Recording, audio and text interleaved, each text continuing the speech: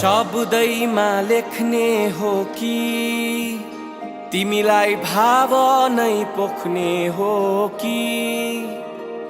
हेराइले देख्ने हो कि तिमीलाई पछ्याउँदै भेट्ने हो कि कहिले हावाको त्यो बेगसँगै हो मन पनि खुल्ला आकाश झैं भो कहिले बादल लोरी सुनाउने शिरिरी तरी जाने तालै हो ए ओखती रहेछ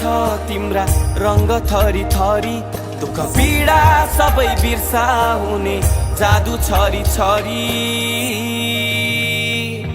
मेरो आफ्नै मन परी मलाई लैजाऊ न चरी मलाई लैजाऊ न चरी मेरो